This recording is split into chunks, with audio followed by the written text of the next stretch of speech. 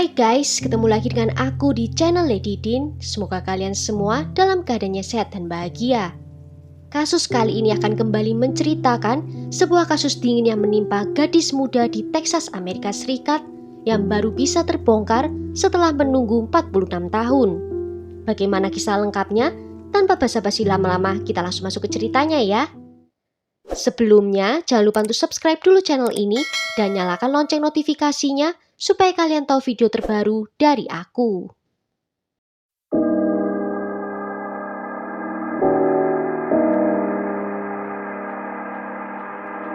He hung a cloud of suspicion on me for all those years. I mean, that's torment. I just felt I let Mr. Walker down. His little flower. That's what he take care of my little flower. Carla Walker lahir pada tanggal 31 Januari 1957 di Texas, Amerika Serikat. Semasa bersekolah di Fort Worth Western Hills High School, dia dikenal sebagai gadis yang ramah, suka tersenyum dan mudah menyapa orang. Semua murid di sekolahnya menyukai Carla. Carla bertubuh mungil dengan rambut tebal berwarna pirang dan dia berkencan dengan Rodney McCoy yang bergabung dalam tim American Football sekolah. Pasangan ini sudah berencana akan melanjutkan kuliah bersama di Texas Tech University. Carla sangat mencintai Rodney, dia bahkan memberitahu teman-teman terdekatnya bahwa dia yakin kalau dia dan Rodney suatu hari nanti akan menikah dan memulai sebuah keluarga. Sore hari pada tanggal 16 Februari 1974, Rodney tiba di rumah keluarga Carla di Benbrook di ujung barat Fort Worth. Dia di sana untuk menjemput Carla untuk datang ke pesta dansa hari Valentine di sekolah.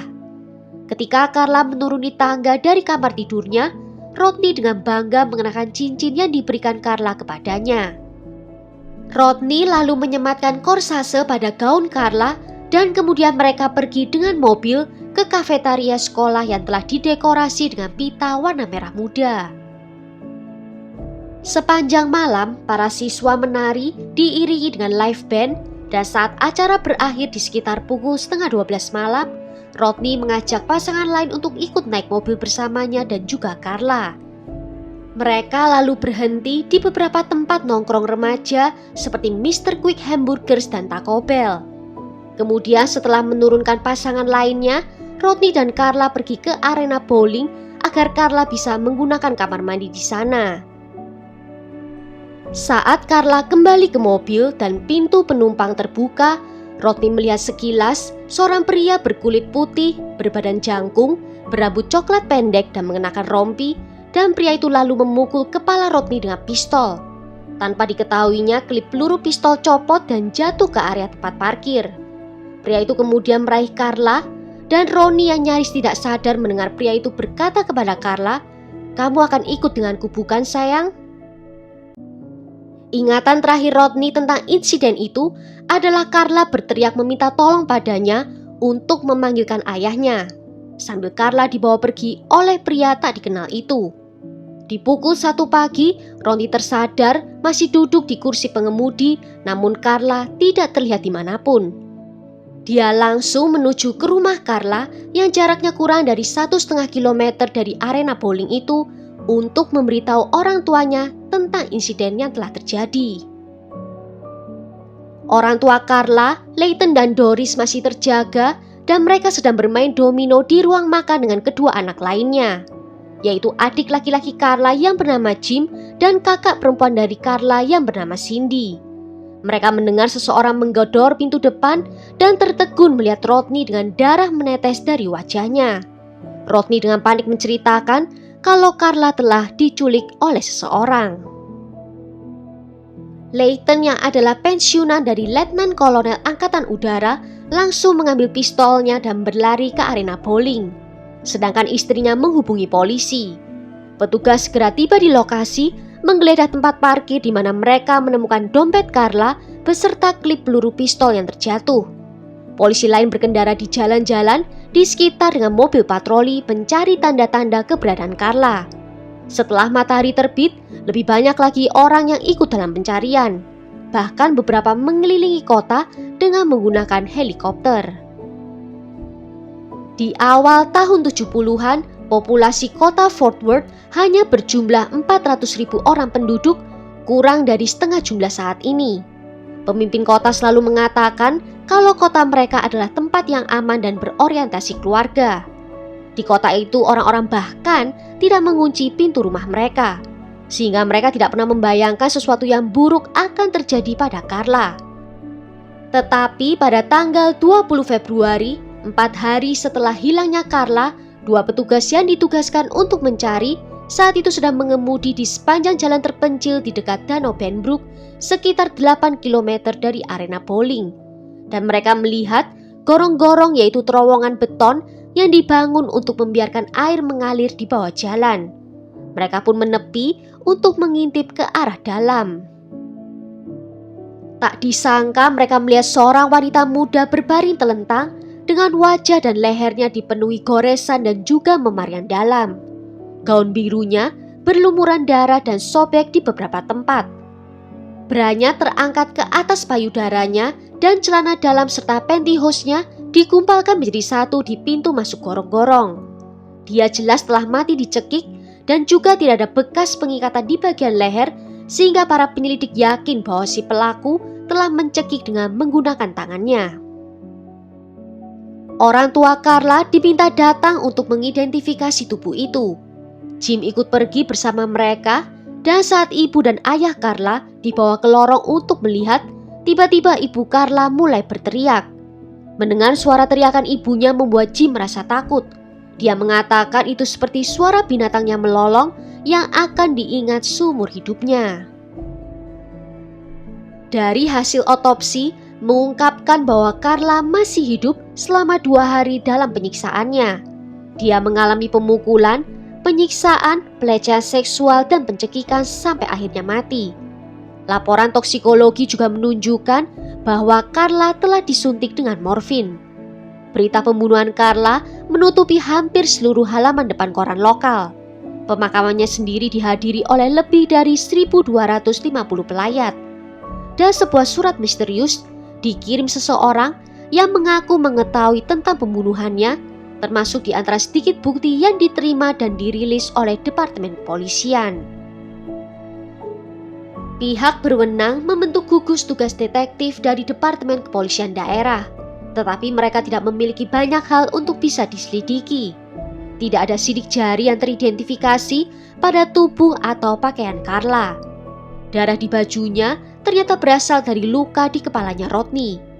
Jejak cairan tubuh telah ditemukan, tetapi teknologi saat itu belum bisa mengidentifikasi seseorang dari DNA mereka.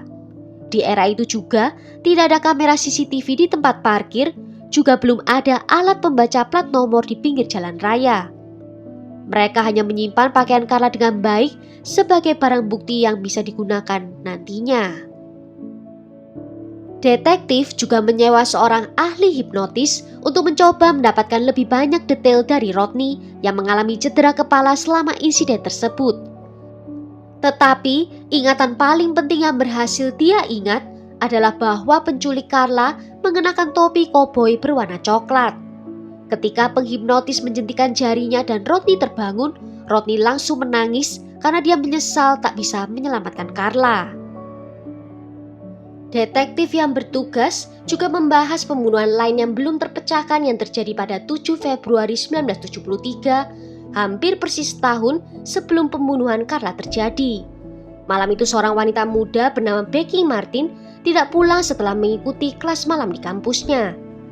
Tubuhnya ditemukan hampir 7 minggu kemudian dalam keadaan membusuk sehingga tidak ada cara untuk bisa menentukan penyebab kematiannya.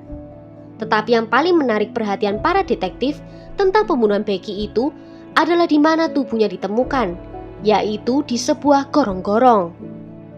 2 gadis tewas di 2 gorong-gorong dan berjarak 1 tahun saja. Mereka berpikir kalau ini bukanlah satu kebetulan. Penyelidik mengetahui bahwa klip peluru yang ditemukan di tempat parkir arena bowling adalah dari pistol Ruger model 22. Mereka lalu meminta Biro Senjata Api Pemerintah Federal untuk memberikan mereka nama siapa saja yang tinggal di Fort Worth yang telah membeli model itu.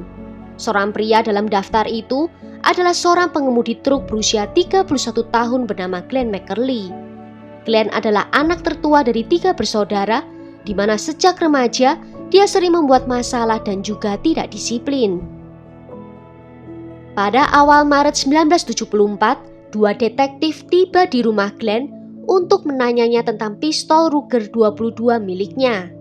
Ketika petugas bertanya tentang pistol itu, Glenn mengatakan pistolnya telah dicuri 6 minggu sebelumnya dari truknya saat dia sedang pergi memancing. Dia kemudian setuju untuk datang ke kantor polisi dan mengikuti tes poligraf, yang hasilnya dinyatakan lulus, dan dia pun dieliminasi dari daftar tersangka. Tahun demi tahun berlalu tanpa ada kemajuan dalam kasus ini. Ayah Carla meninggal di tahun 1987 dan ibunya meninggal di tahun 2015 karena penyakit Alzheimer. Adik Carla, Jim, secara teratur menelpon unit kasus dingin Departemen Kepolisian Fort Worth untuk menanyakan perkembangan penyelidikan pembunuhan kakaknya. Dan dia selalu mendapatkan jawaban yang sama, yaitu tidak ada perkembangan baru yang muncul dalam penyelidikan. Pembunuhan itu tetap menjadi kasus dingin selama 46 tahun hingga bulan September 2020. Ketika bukti DNA yang ditemukan dari pakaian Carla dikirim ke perusahaan Outram yang berspesialisasi dalam sampel DNA. Petunjuk dari Outram dan penyelidikan lanjutan oleh penyelidik mengarah pada identifikasi Glenn Samuel McCurley yang tinggal di Fort Worth saat pembunuhan Carla terjadi. Penyelidik langsung mendatangi rumah Glenn dan menginterogasinya. Mereka juga meminta Glenn untuk melakukan swab dan Glenn pun setuju untuk melakukannya. 11 hari kemudian, setelah teknisi lab memverifikasi bahwa DNA dari Glenn sangat cocok dengan DNA yang ditemukan di tali branya Carla, Glenn pun segera ditangkap dan dibawa ke Departemen Kepolisian, di mana dia melepaskan haknya untuk didampingi pengacara selama interogasinya. Selama beberapa menit dia duduk sendirian di ruang interogasi dan dia mengatakan kalau tidak mengenal Carla, namun penyelidik terus mencecarnya. Glenn terus menyangkal bahwa dia pernah bertemu Carla dan selama lebih dari 1 jam dia tidak mau mengalah. Namun akhirnya Glenn mengaku kalau dia pernah bertemu dengan Carla, namun mengatakan kalau dia hanya menyelamatkan Carla dari serangan pria lain. Dan untuk berterima kasih atas bantuannya, Carla setuju untuk berhubungan badan dengannya.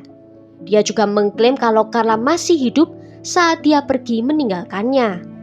Penyelidik tentu tidak mempercayai ceritanya dan tetap menahan dan juga mendakwa Glenn atas kasus pembunuhan Carla.